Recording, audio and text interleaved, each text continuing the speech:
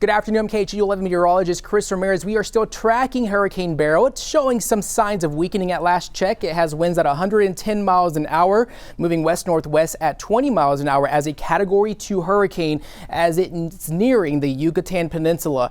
One thing to note is that there's going to be two factors involved at weakening this storm, depending on where it makes landfall and, of course, the arrival of that wind shear that it's currently coming in contact with. And of course, we've said wind shear, you've heard it in our forecasts several times, and wind shear is when we have higher, stronger winds in the upper levels of the atmosphere. This is an unsheared wind flow when there's no upper level winds, but when we have those upper level winds, we usually see a disruption of that wind flow within a hurricane, and it really does a good job at weakening this system. It's the reason why Beryl has made weakening from a Category 3 to a Category 2 storm before it's making its impact into the Yucatan. Also, we're looking at where it's going to be making landfall. Right now, the latest track from the National Hurricane Center is showing a landfall just south of Cozumel, just to the north of Tulum, actually south of Cancun, in and around Cozumel, and it's going to come in contact with that land. Once that landfall occurs, of course,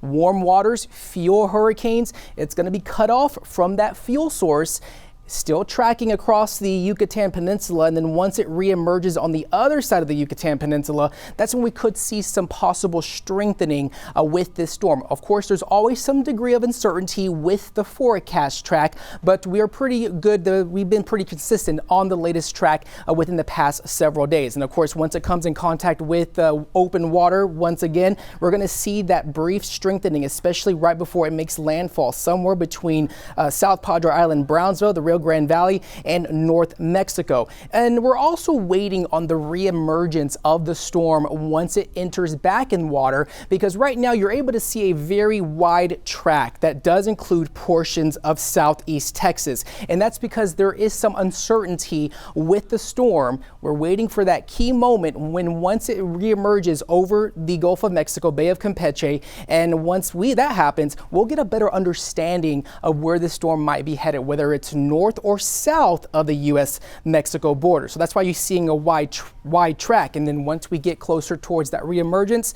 we could see that track shrink as we go into the coming days. But also, even though the hurricane is many miles away from southeast Texas, distant hurricanes are known to be deadly, which is therefore we're going to see that high rip current risk up and down our Texas coast from Sunday through Wednesday. So if you are heading to Galveston, be extra careful out there. Swim near a lifeguard, as well as probably stay out of the water for yourself, or if you have any children, small children, because it is very hard to fight those rip currents as we go into Sunday into Wednesday. Also, we're going to be dealing with the arrival of some rain. Right now, the weather models are showing that most of the heavier rain likely taking place just south of southeast Texas.